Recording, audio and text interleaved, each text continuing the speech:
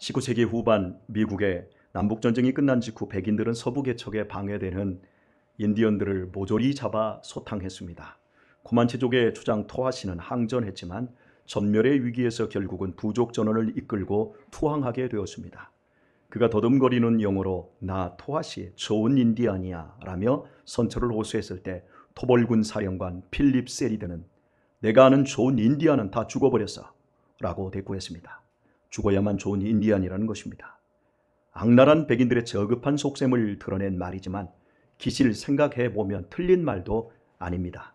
아무리 약한 짐승과 같은 사람도 잠들었을 때는 천사와 같습니다.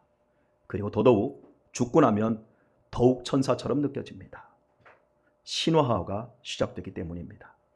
저는 장성하기까지 사람은 좋은 사람과 나쁜 사람이 있는 줄 알았습니다. 그런데 조금 살고 보니까 사람은 절대적으로 좋은 사람도 없고 절대적으로도 나쁜 사람도 없다라는 사실을 깨달았습니다. 좋을 때는 좋고 나쁠 때는 나쁜 것이 사람이었습니다. 좋은 자극을 주면 좋은 반응이 나오고 나쁜 자극을 주면 나쁜 반응이 나오는 것이 사람이었습니다. 나한테 잘해주면 아무리 나쁜 사람도 선하게 보입니다. 반대로 나한테 잘못하면 제 아무리 좋은 사람으로 평판이 나 있다 할지라도 나쁜 사람이 됩니다. 전도사 시절이었습니다. 권사님께서 저한테 이렇게 말했습니다. 저 집사님 조심해야 돼. 참 나쁜 인간이야. 그래서 제가 그분을 굉장히 조심했습니다. 그리고 한 1년 정도 지나고 보니까 저 인간 정말 나쁜 인간이니까 조심해야 돼요. 전도사님, 그렇게 말했던 그 권사님이 더 나쁜 인간이었어요. 그래서 누가 나쁘다, 조심해라 이렇게 말하는 사람이 있다면 그 사람이 더 나쁜 인간입니다. 맞지요? 꼭 내 얘기하는 것 같지요? 그렇지요? 예. 이처럼 선과 악은 구분되어 있는 것이 아니라 우리의 내면과 우리의 관계적인 삶에서 함께 공존하고 있는 것입니다. 그래서 좋은 것을 선택할 때는 좋은 사람이 되지만 나쁜 것을 선택하면 나쁜 사람이 되는 것입니다. 윷놀이 할 때 보면 모두 지려고 하는 게 아니라 이기려고 눈이 벌게 가지고 죽여라, 잡아라. 뭘 죽여요? 앞에 가는 말 잡아, 죽여, 이렇게 죽여라, 잡아라 외치는 거기에는 목사도 장로님도 따로 없습니다. 특히 목사의 말을 잡으면 로또 복권 1등 당첨된 것보다 더 좋아하는 모습을 보입니다. 제가 그런 분들 몇 사람을 지금도 기억에 두고 있습니다. 변화되어 새 사람 되시기를 축복합니다. 사람은 다 같은 죄인입니다. 절대적으로 착한 사람은 죽은 사람밖에 없습니다. 그렇습니다. 정말 착하려면 죽은 사람 아니면 잠시라도 착하려면 그냥 잠자는 사람밖에는 없는 겁니다. 그래서 사람에 대한 구약 성경의 구분법은 착한 사람과 악한 사람이 아닌 미련한 사람과 지혜로운 사람으로는 아닙니다. 얼굴이 아무리 잘생기고 사회적 지위가 아무리 높아도 하는 짓이 악한 사람 많잖아요. 미련한 사람 많잖아요. 정말 미련한 사람 많잖아요. 사회적으로 정말 똑똑하고 대통령 후보까지 되는데 자식 때문에, 근데 밖에 와서는 큰 소리 뻥뻥 치지요. 안에서 가정 안에도 다스리지도 못하면서. 그지요? 그게 미련함과 지혜로움이에요. 신약 성경으로 오면 진리의 복음을 믿어서 구원받은 지혜로운 사람과 믿지 않아 멸망받을 어리석은 사람으로 이렇게 나뉘어지게 됩니다. 인간을 죄와 죽음에서 구원하러 오신 주님께서는 당신을 하나님의 아들로 소개하셨어요. 또한 당신을 말씀이다, 나는 빛이다, 또 인자다, 그리고 나는 포도나무다, 그리고 선한 목자라고 당신을 소개해 주셨어요. 그런데 아주 특이한 표현 하나를 사용하셨습니다. 오늘 본문에서처럼 당신을 하늘에서 내려온 떡이라고 말씀한 것입니다. 사실은 떡이 아니라 밥입니다. 그들의 식문화가 빵인데 이것을 우리나라 말로 번역하면서 떡으로 표기하게 된 것입니다. 그래서 우리가 오해하는 게 뭐냐면 떡은 우리 젊은 사람들이 떡 가져오면 한 3분의 2는 안 먹어요. 간식이니까. 그런데 밥은 어때요? 안 먹으면 안 되잖아요. 그지요? 예, 이거 사실 밥이에요. 그러므로 떡은 빵이며 빵은 곧 우리의 밥과 같은 주식인 거예요. 주님께서 당신을 밥이라고 하셨을 때 그것을 직접 듣는 그 시대의 사람들에게는 매우 생소하고 당황스러운 일이었습니다. 그리고 여기에 혐오적인 것까지 다 들어있었어요. 왜요? 내 살 먹어라, 내 피 마셔라. 아니 무슨 예수님에게 말씀 들으러 온 사람들이 무슨 식인종들입니까? 내 살을 먹고 내 피를 마시라? 이러니까 오해를 많이 처음에 초대교회 때 교회가 오해를 많이 샀었습니다. 주님께서 왜 이렇게 다른 사람들에게 당황스러운 말을 하셨을까요? 나는 하늘로부터 내려온 도다. 나는 하늘에서 온 진리다. 이렇게 하면 얼마나 좋습니까? 그런데 이렇게 이해할 수 없는 혐오적인 것으로 내 살과 피를 마셔라. 나 너희들의 밥이다. 왜 그럴까요? 그래서 52절을 보면 유대인들 사이에서 말씀을 듣는 유대인들이 이걸 이해를 못해요. 그러니까 서로 다퉈요. 그리고 당신의 제자들도 60절을 보면 이해하지 못하여 서로 고민하고 있어요. 이제 우리가 요한복음을 계속해서 지금 강해 중에 있거든요. 그러니까 나중에 더 자세하게 살펴보겠습니다만은 일단은 여기까지 이제 말씀을 고민을 좀 한번 해보고요. 설교를 좀 더 진전시키겠습니다. 사람들은 하늘과 땅, 정신적인 것과 물질적인 것, 거룩한 것과 세속적인 것을 이원론적으로 갈라놓기를 좋아합니다. 선한 것과 악한 것 이렇게 갈라놓는 것처럼요. 땅과 물질은 불경건하고 하늘과 정신은 경건하게 느끼며 종교적인 언어는 반드시 고상해야 한다고 생각을 합니다. 그런데 예수님은 전혀 고상하지 않은 밥을 가지고 당신을 소개하고 있습니다. 왜 그럴까요? 밥의 존재 이유와 예수님 당신이 이 땅에 오신 이유가 같았기 때문입니다. 나 너의 밥이야. 저 사람은 쟤의 밥이야. 우리가 이렇게 하듯이 바로 밥의 존재 이유와 예수님의 존재 이유가 같았기 때문입니다. 밥의 존재 이유는 밥으로 존재하는 것이 아닙니다. 여러분이 밥 먹기 전에 조금 근사한 밥들은 계속 사진을 찍잖아요. 그러잖아요? 그런데 그건 아무리 맛있는 밥도 밥 자체로 존재하는 게 없어요. 여러분, 밥은 먹힘으로써 어떤 생물에게, 동물에게 먹힘으로써 먹는 그 동물에게 기운을 북돋고 생명을 이어가게 하는 겁니다. 우리가 먹는 주식인 밥을 먹는 건 바로 우리의 생명을 북돋고 또 그 생명을 계속해서 이어가게 하는 역할을 합니다. 먹히는 것은 자기의 소멸을 의미하지만 그것은 새로운 생명으로의 변형이기도 합니다. 예수님께서 바로 그런 존재라는 것입니다.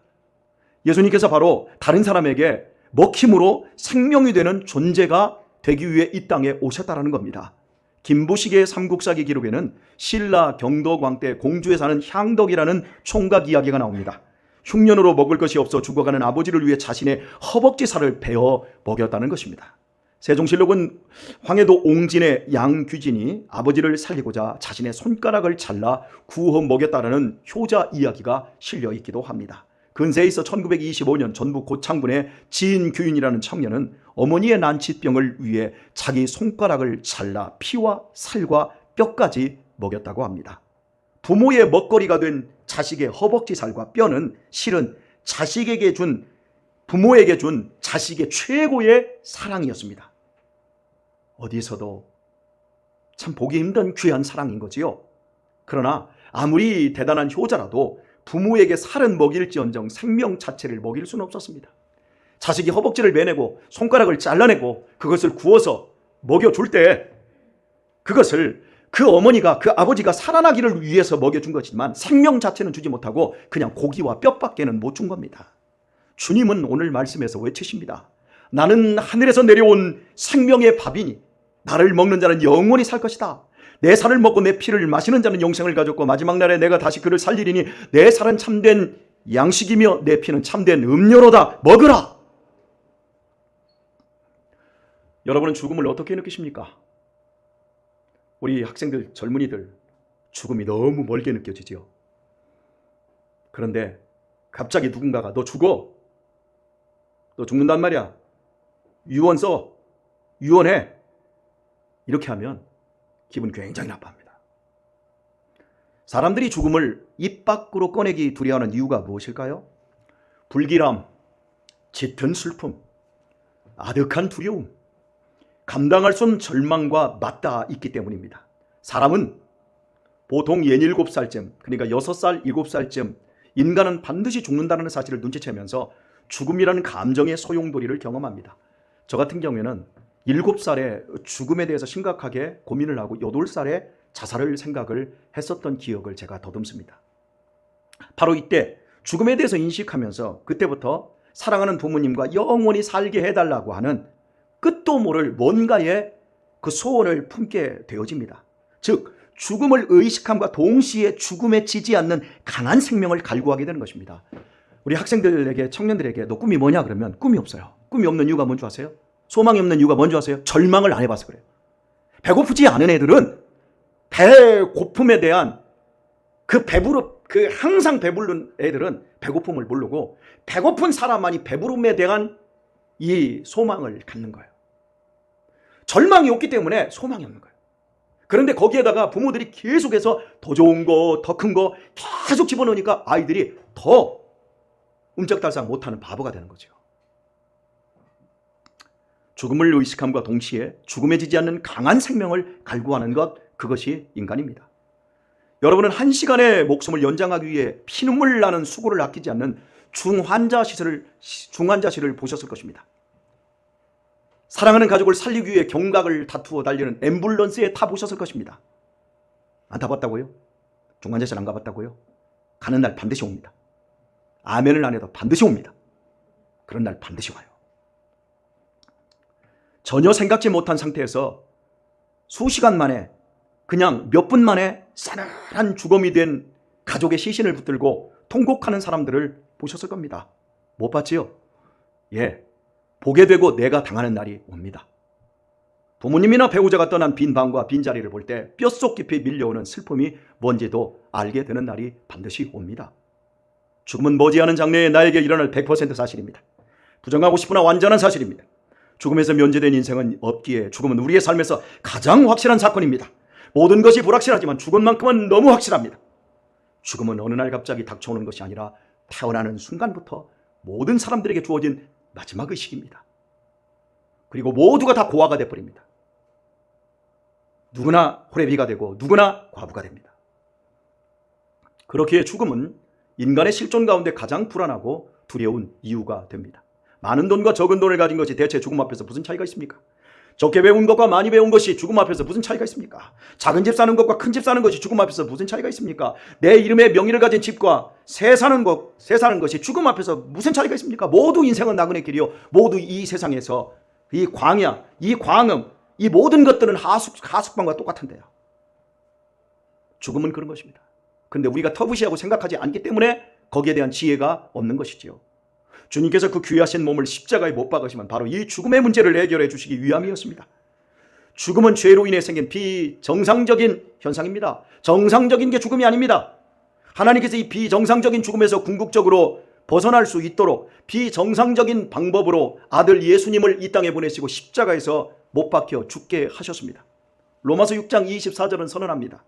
죄의 삭은 사망이요, 하나님의 은사는 그리스도 예수 우리 주 안에 있는 영생이니라. 로마서 8장 1절 2절은 이렇게 외치고 있습니다. 그러므로 이제 그리스도 예수 안에 있는 자에게는 결코 정죄함이 없나니 이는 그리스도 예수 안에 있는 생명의 성령의 법이 죄와 사망의 법에서 너를 해방하였습니다. 그리스도의 십자가 죽음과 부활은 인간의 운명의 혁명적인 변화를 가져온 결정적 사건입니다.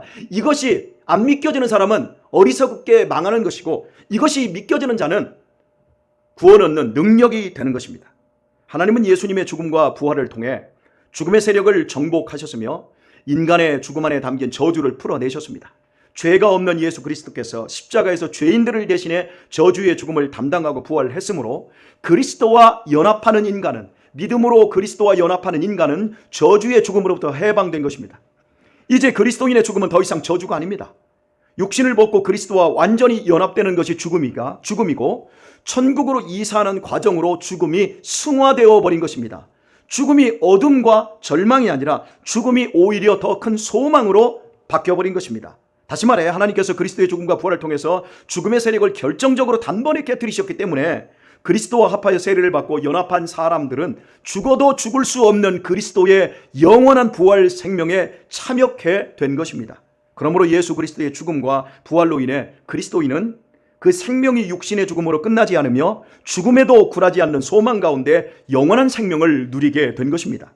주님은 이 놀라운 사실을 종교적인 용어로 포장하여 설명하지 않고 가장 단순하게 바보로 설명하시면서 나 잡아먹어, 나 먹어, 그러면 너희가 영생을 얻어. 사실이요, 우리 자식들이 부모 다 잡아먹습니다. 부모의 젊음, 부모의 돈, 부모의 열정 다 잡아먹고 우리 자식들이 크지 않습니까? 우리 자녀들이 아멘을 안 해도 우리 부모 다 잡아먹고 있는 거예요. 우리 부모들은 잡아먹긴 부모들은 아시지요? 그죠? 그런 것처럼 예수님께서 나 잡아먹어, 그럼 너희들 살아. 밥이야말로 가장 일상적이지만 가장 중요합니다. 밥을 안 먹으면 안 돼요. 평생토록 하루 2끼 이상은 꼬박꼬박 먹어야 합니다. 3끼 이상 먹는 사람들은 좀 그렇지요. 그래도 2끼 이상은 반드시 먹어야 돼요. 그러므로 밥 잘 먹는 것이 고귀한 것이요, 밥을 잘 먹는 것이 또한 지혜입니다. 우리 청년들이나 학생들 다이어트 한다고 밥 적게 먹지 마요. 큰일 납니다. 30도 못 넘어서 몸에 병 생겨요. 밥 잘 먹어야 돼요. 가려서 잘 먹어야 돼요. 인스턴트 식품만 먹지 말고 야채 잘 가려서 먹어야 돼요. 밥 잘 먹는 것이 지혜예요. 라면만 먹지 말고, 치킨만 먹지 말고. 다준아, 국토종단 가면 고기만 먹지 말고 채소도 먹어야 돼요. 알았지? 키가 이렇게 쭉 컸는데요, 정말 잘 먹는 거 그 지혜예요. 어른들이 그래서 잘 먹어야 된다, 잘 먹어야 된다, 그 얘기를 하신 거예요. 근데 요즘 사람들은 그걸 잘 모르는 것 같아요. 예로부터 우리 민족은 밥을 단순히 식사라 하지 않고 연세 드신 분들이 밥을 드실 때는 진지 드세요라고 말을 했어요. 한자를 한번 볼까요? 한자로 저 위에가 식사입니다. 여러분, 이게 먹을 식, 그리고 일사예요. 그러니까 자, 한자로 식사라면 밥 먹는 일이지만 진지는 참 진짜, 진리할 때 진짜예요. 여러분, 알지, 안다 할 때 이게 진짜. 그러니까 참된 진리를 아는 것, 그 행위가 진지예요. 진지 드셨습니까? 라고 하면 당신에게 영원한 생명을 가져다 줄 진리를 당신은 알고 있습니까? 이렇게 인사하는 거예요. 기가 막히지 않습니까, 여러분? 동물은 먹어도 언제까지나 식사밖에 안 돼요. 즉 먹는 일 이상을 넘어설 수가 없어요. 그런데 저는 가끔씩 우리 어른들, 우리 사람들에게도 진리를 깨닫지 못한 사람들이 계속해서 동물하고 똑같이 먹는 일 이상을 넘지 못하는 사람들을 보면 너무 안타까워요. 아니, 인생을 70년, 80년 살았는데도 그렇게 먹는 것밖에 몰라요. 새끼나 애미나 동물은 똑같습니다. 먹는 게 그냥 일이에요. 살기 위해서. 그러다가 죽는 거예요. 그러나 인간은 먹는 일의 궁극적인 목적은 영원히 살 수 있는 진리를 아는 대로 가야 되는 거예요. 밥을 많이 먹어서 오래 산 사람일수록 더 많은 진리를 알아야 되는 거예요. 먹다가 죽는 일로 인생을 끝내는 것이 아니라 먹음으로 진리를 배우고 진리를 사는 대로 발전해 가야 하는 것이 건강한 인생인 겁니다. 그래서 아이에게는 밥 먹었냐고 물어요. 지금 얘네들한테 제가 진지 먹었냐고 어떻게 해요? 아직 인생에 대한 경험이 없는데, 그러니까 야, 밥 먹자, 식사하자, 이 정도만 해도 예우가 좋은 거지요. 하지만 우리 어른들한테는 진지 드십시다. 진지 드셨어요? 진지 드세요. 여러분, 진지 드셨습니까? 이렇게 물을 때는 진리를 알고 진리를 살고 있냐는 뜻인 거예요. 실로 놀라운 해안이 아닐 수가 없는 거예요. 그러므로 삶은 소유나 지경을 넓혀가는 데 있는 것이 아니라 진리를 찾아가는 데에 있습니다. 죽음을 두려워할 필요가 없는 영원한 생명의 삶이 있단 말입니다. 그것이 진리예요. 그것이 인간에게 절대적인 진리예요. 오늘 본문을 통해서 예수님은 그 진리가 당신의 죽음과 부활에 있다고 말씀하고 계신 거예요. 주님께서는 당신이 잡히시기 전날 밤 제자들에게 당신을 먹는다라는 의미가 무엇인지 명확하게 설명하셨어요. 찢기시고 흘리실 당신의 살과 피에 대속의 은총이 있음을 믿는 것이 곧 먹는다라는 뜻입니다. 즉 예수님을 구주로 믿는다라는 것은 예수님의 살과 피를 먹는다라는 의미인 거예요. 그래서 내가 당신을 먹거리로 해서 내가 영원한 생명을 얻었습니다. 그 표현이에요. 그래서 주님은 당신의 죽음을 새 언약이라 선포하시며 다시 올 때까지 이것을 먹는 것이라고 기념하라 하셨습니다. 여기 우리 학생들 잘 들으세요. 우리 청년들 잘 들으세요. 제 얘기니까요. 저는 어렸을 때는 어머니께서 해주시는 밥만 먹었지 어머니의 사랑을 먹을 줄 몰랐어요. 매끼 해주시는 밥 속에 끼니거리도 없는데 어머니께서 그 밥을 해주시기 위해서 그 수고와 그 고통의 시간들을 겪어내시고 그 밥 한 그릇을 만들어내기까지 우리 어머니가 얼마나 고단하고 얼마나 서러움이 많았는데 그 밥을 먹으면서 저는 밥만 먹었지 어머니의 사랑을 먹을 줄을 몰랐어요. 매끼 해주시는 밥 속에 어머니가 나를 향해 가진 애정과 소원과 행복을 먹지 못했어요. 그래서 어린 시절에는 어머니가 해주시는 그 귀한 밥을 먹으면서도 어머니 속을 어지간히 썩여드렸습니다. 그런데 제가 자라고 성숙해가면서 어머니가 해주시는 음식뿐만 아니라 음식과 함께 어머니의 마음도 먹을 수 있게 되었어요. 나중에는 어머니의 소원과 어머니의 눈물과 어머니의 마음과 어머니의 자랑과 어머니의 행복도 제가 함께 먹을 수 있게 되었어요. 여기까지 여러분 자라날 수 있기를 우리 학생들, 어린이들, 우리 청년들에게 축복합니다. 밥만 먹지 마요. 할머니가 해주는 밥, 엄마가 해주는 밥, 그 밥을 위해서 나를 사랑하는 나의 그 부모님들이 얼마나 고생했는가를 먹을 수 있는 자녀들이 돼야 돼. 그래야 짐승이 안 되는 거예요. 우리가 처음 예수님을 믿을 때는 기독교의 교리적 지식만 먹습니다. 하나님이 나를 사랑하셔서 예수님을 구주로 보내셨고 믿는 자마다 구원을 얻는다는 교리만 따먹을 뿐이에요. 하나님의 마음도 뜻도 몰라요. 그리고 예수님 믿는 감격도 없고요. 기쁨도 없어요. 그저 믿을 뿐이에요. 그지? 우리 친구들 그지? 감격이 없어요. 그러니까 우리 학생들 어린이들 보세요. 찬양할 때 박수 치는 애들이 거의 없어요. 감격이 없으니까, 기쁨이 없으니까. 그냥 믿는 거예요. 변화도 없어요. 하지만 우리가 믿음이 자라가고 성숙해지면 그때부터 하나님의 사랑을 먹을 줄 알고 은혜를 마실 줄 알게 되어집니다. 그때부터 주님을 믿는 기쁨도 알고 감격도 알게 되고 막 박수도 치고 싶고 춤도 추고 싶은 그런 것이 우리 속에서 막 뿜어져 나와요. 그래서 내면이 감사로 자꾸 채워지는 것을 스스로가 경험하게 됩니다. 그러므로 주님의 살을 먹고 주님의 피를 마신다고 하는 것은 아무에게나 허락되어 있는 것이 아닙니다. 오늘의 이 성찬 예식, 즉 이 진지상은 하나님의 사랑을 마음의 언어로 받고 믿을 줄 아는 사람만 받을 수 있는 겁니다. 명확하게 내가 예수 그리스도로 말미암아 구원함을 얻었고 내가 하나님의 자녀이며 내 모든 죄가 십자가에 처리되었음을 확신하고 세상에서 그리스도의 생명으로 살기를 당당하게 선포하는 사람들만이 참여할 수 있는 것이 이 진제상입니다. 하나님이 나의 분명한 아버지라는 고백이 그 출발입니다. 나는 이제 더 이상 죽어도 영생을 얻었다라고 하는 이 고백을 가진 사람이 이 진제상을 대할 수 있는 겁니다. 한 식탁에서 밥을 먹는다라고 하는 것은 가족이라는 뜻입니다. 그래서 식구라고 합니다. 우리 한국은요 참 좋은 말이 식구, 먹을 식, 이게 입구. 그래서 먹는 사람들 모임이 가족인 거예요. 교회는 믿음의 가족이자 하늘 식구입니다. 하나님 아버지를 같은 아버지로 모신 자녀들의 공동체인 겁니다. 그래서 우리는 이 성찬식을 통해 하나님에 대한 사랑과 서로에 대한 사랑을 공고히 하는 곳으로 가야 합니다. 우리는 지난 2년인 코로나19 시기를 제외하고 교회에서 1년에 최소 2번씩 봄과 가을에 성찬 예식을 해왔습니다. 진지상을 2번씩 먹은 거예요. 즉 우리를 구원한 복음 진리를 눈으로 확인하고 입으로 넘기는 진지상을 1년에 2번씩은 받은 거예요. 오늘도 이 귀한 진지상을 여러분과 제가 받았는데 그래서 그동안 우리가 얻은 것이 무엇이고 우리 안에서 자란 것이 무엇입니까? 저는 바울이 고린도전서 15장 55절 말씀에서 전한 이 말씀이 여러분 속에서도 확신이 되고 자라날 수 있기를 바랍니다. 사망아 너의 승리가 어디 있느냐? 사망아 네가 쏘는 것이 어디 있느냐? 죽음을 조롱하고 있어요 바울이. 대체 어떤 종교가 어떤 철학자가 죽음을 조롱할 수 있습니까? 죽음을 조롱하고 있는 사람이 있다면 여러분 한번 데려와 보세요. 그런 문헌이 있으면 저한테 한번 가져와 보세요. 사망아 너의 이기는 것이 어디냐? 너의 승리가 어디 있느냐? 그것은 죄요. 그것은 율법이지 않냐? 그리고 바울은 확신했습니다. 죽음은 예수님의 진지상을 먹는 사람들에게 그런 사람들에게만큼은 더 이상 파괴적인 힘을 쓸 수 없습니다. 죽습니다. 그런데 그 죽음이 그 사람들을 두렵게 하고 절망케 하지 못합니다. 죽음은 십자가와 부활 사건 이후에도 여전히 오늘날까지 강력한 그늘을 들이오고 있는 것이 사실입니다. 우리를 힘겹게 하고 매우 슬프게 합니다. 분명 사망은 지금도 세상에서 가장 무서운 절대 권력입니다.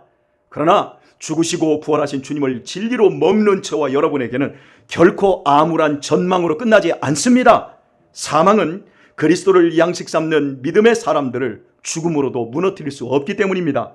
도리어 죽음을 통해서 그리스도와 더 깊은 연합으로 들어가며 그 연합을 통해 영원한 생명을 누리는 사람들이 바로 저와 여러분입니다. 그것이 우리로 하여금 사랑하는 믿음의 가족들이 죽었을 때, 사랑하는 나의 피부치가 죽었을 때 슬픔을 억누르면서도 찬송 드릴 수 있는 이유가 되는 것입니다. 생각해 보십시오. 죽음이 가까울수록 영원한 생명에 대한 믿음도 커지지 않습니까? 여기 지금 90이 다 되신 1살 모자라신 우리 송기영 사모님이 있지요. 사모님, 젊은 날보다 지금이 영원한 생명에 대한 믿음이 더 커지지요? 천국에 대한 믿음이 더 커지지요? 여러분, 이게 바로 우리가 받은 혜택입니다. 여기 지금 학생들 지금은 뭐가 뭔지 몰라요. 그냥 감격도 이런 것들이 없어요. 그런데 이 친구들이 제 나이가 되어지고 이 친구들이 저 송기영 사모님 나이가 되면 믿음이 자라나고 영원한 생명에 대한 환희로 승리하게 될 줄 믿습니다. 이 성찬식이 오늘 우리의 믿음을 이렇게 더 크게 해줄 것입니다. 하나님께서 우리의 몸을 위해 음식을 주셨습니다. 음식을 먹으면 포만감으로 배부르다 그러지, 내 영혼은 배부르다 하는 사람은 아무도 없습니다. 근데 누가복음에 보면 돈 많이 쌓아놓고 배부르다, 영혼이 배부른 것처럼 그렇게 말하다가 예수님께서 그럽니다. 네 영혼을 오늘 밤 데려가면 이것이 누구 것이 되겠느냐. 사람이 배부른 것과 마음이 부른 것과 영혼이 부른 것은 다른 얘기입니다. 돈 잘 벌고 공부 잘하고 집안이 로또 복권 맞고 막 이러면 기분 좋아, 마음이 너무 행복해. 이게 마음이 부른 상태예요. 그래서 사람은 배도 부르고 마음도 불러야 매우 좋은 거예요. 그러나 이것이 끝이 아니에요. 이게 전부가 아니에요. 사람에게는 영이 배불러야 돼요. 잘 먹고 잘 놀고 기분 째지게 좋아도 사람의 마음 한복판에는 죽음의 그림자가 짙게 걸려 있어요. 그래서 여러분 술 취한 사람들 있잖아요. 기분 째지게 좋아요. 월급 많이 받고 이번에 막 주식이 막 올랐고 부동산이 내가 샀던 것이 막 3배가 올랐고 그래서 많이 먹고 기분이 째지게 좋은데 그런 사람들이 울어요. 왜요? 결코 영혼이 배부르지 않기 때문에 그래요. 그래서 마약하고요. 그래서 더 음란한 짓을 더 많이 하는 거예요. 우리 마음 한복판에는 죽음의 그림자가 짙게 깔려 있어요. 거기로부터 자신도 모르는 불안감이 오고요. 우울감이 오고요. 두려움이 나와요. 비교하고요. 이래가지고요. 그 열등감 이런 것들이 다 거기서 나오는 거예요. 그래서 결코 배부르고 마음 부르는 것으로 만족할 수가 없는 겁니다. 우리의 영이 배부르려면 하나님과의 관계가 좋아져야 합니다. 하나님에게 받는 사랑에 눈을 뜰 수 있어야 돼요. 내가 하나님으로부터 이렇게 사랑받는 존재여서 하나님이 나를 이렇게 귀하게 여겨주시는구나 라고 하는 존재적 자존감이 우리 안에서 생겨야 그때부터 우리의 인생이 좋아지는 거예요. 죽음의 블랙홀보다 더 큰 하나님의 사랑과 보호와 인도함을 받는다라는 안전감, 거기에서 영혼은 배부름을 느끼게 되어집니다. 그러면 하나님의 구원은 어디에 있습니까? 아들 예수님 안에 있습니다. 우리 안에 있는 게 아니라 아들 예수님 안에 다 있습니다. 인간으로 오셔서 우리를 위해 죽으시고 우리를 위해 살아나신 예수 그리스도 안에 우리의 구원과 영원한 생명이 다 들어 있습니다. 이 진리를 받아들이고 이 진리대로 살고 이 진리대로 죽기로 결심하고 따라갈 때 우리는 주님의 살과 피를 마시는 이 일에 전혀 부끄럽지 않고 도리어 더 큰 위로와 소망과 생명과 지혜와 더 큰 기쁨과 자유로움을 갖게 되어집니다. 그것이 영혼의 배부른 상태입니다.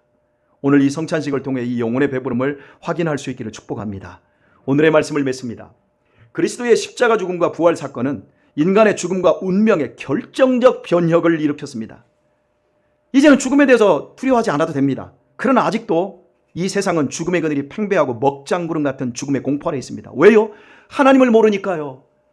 아들 안에 영생을 담아 우리에게 보내주신 하나님과의 관계가 되어 있지 않기 때문에 사람들은 먹장구름 같은 죽음의 공포와 절망 속에 삽니다. 하지만 여러분만은 속지 마십시오. 죽음의 유력은 그리스도 예수님의 부활 생명에 의해 극복되었습니다. 아무리 먹장구름이 끼어 비가 퍼부어도 비행기 타고 구름 위로 올라가면 강렬한 햇빛이 쨍하고 열리듯이 죽음이 팽배한 이 땅에 죽음을 이기신 예수 그리스도의 영원한 생명의 빛이 찬란하게 빛나고 있음을 믿음의 눈으로 보실 수 있기를 바랍니다. 사랑하는 우리 교우 여러분, 오늘 다시금 예수 그리스도의 살과 피를 마시며 이 진지를 대하며 우리 영혼을 소성케 하십시다. 그리하여 이 죽음의 땅에서 참된 생명의 빛이 되도록 하십시다. 소망 없는 영혼들에게 길라잡이가 되도록 하십시다. 오늘 진지를 먹는 여러분에게, 이 진지상을 받는 여러분에게 영원한 생명이 더욱 충만하기를 예수님의 이름으로 축원드립니다.